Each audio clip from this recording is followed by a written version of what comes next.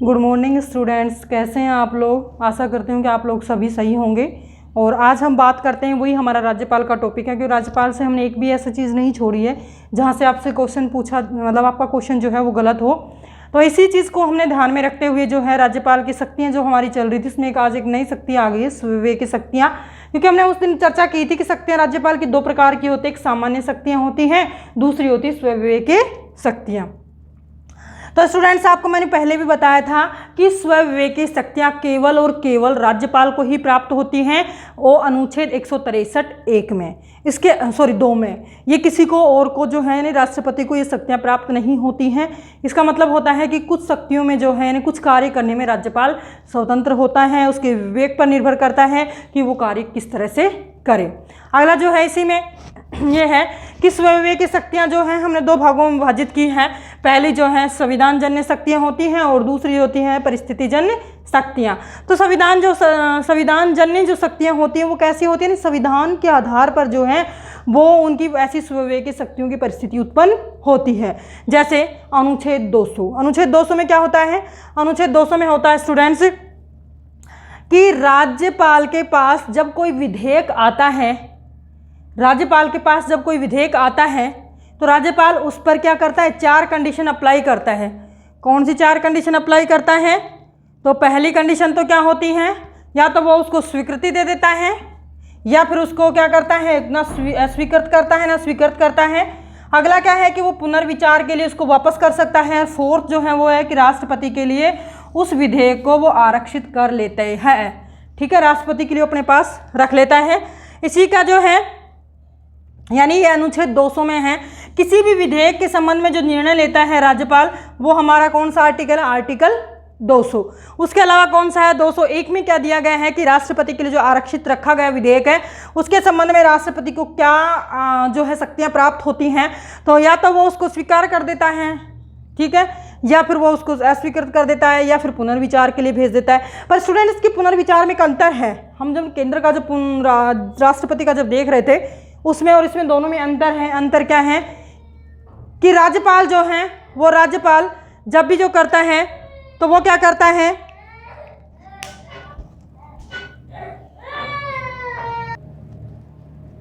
ठीक है स्टूडेंट्स। तो अब आगे हम चलते हैं।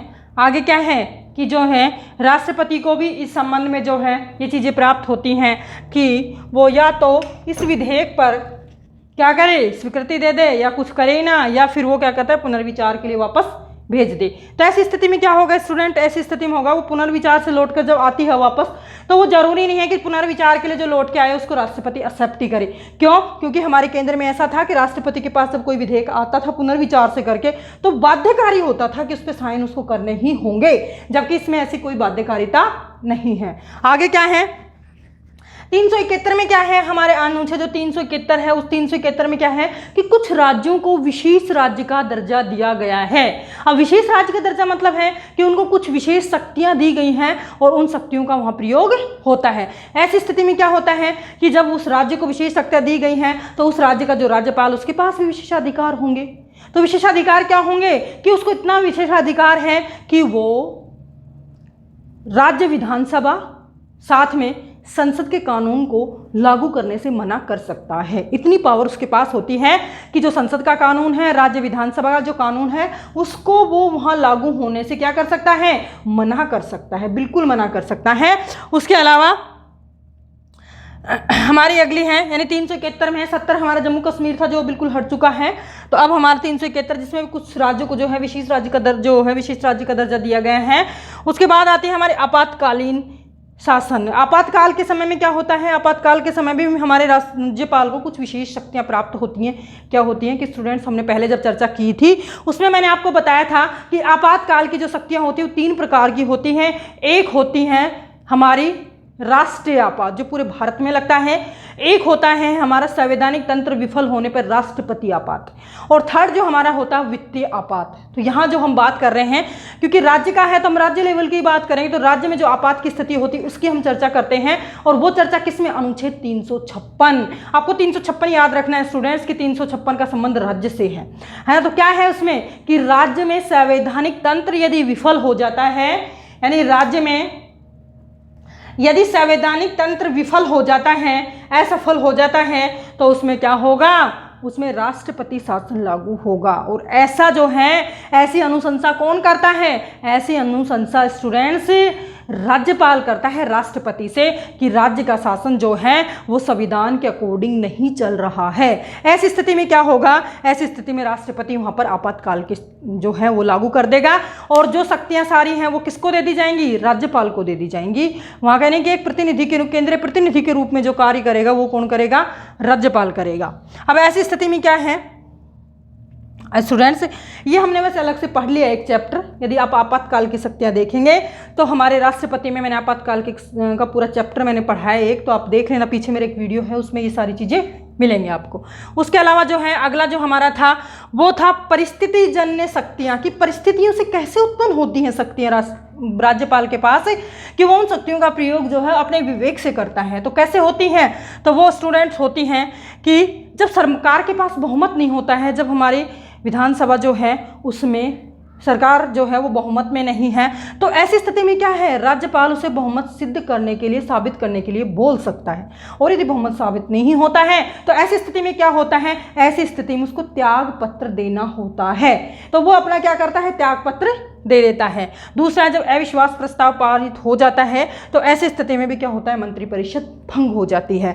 और जो लास्ट है, जो इंपॉर्टेंट हमारी चीज़ है, वो त्रिशंकु विधानसभा या गठबंधनीय विधानसभा। तो त्रिशंकु हमने वर्ड जरूर सुना है, आपने भी सुना होगा कि त्रिशंकु होती क्या है। त्रिशंकु का मतलब होता है कि किसी भी दल को जो है वो स्पष्ट बहुमत नहीं मिलता है, और उसमें क्या है कि 2 से ज़्यादा जो दल होते हैं वो होते हैं, तो किसी भी दल को आपस में मिला के और ये क्या कर लेते हैं, सरकार बना लेते हैं। यानी कि 3 दल लगभग एक ही स्थिति में होते हैं, तो उसको त्रिशंकु यानी 3 साइड में फैलने वाली शक्तियाँ बोलते हैं। उसके अलावा गठबंधन होता है।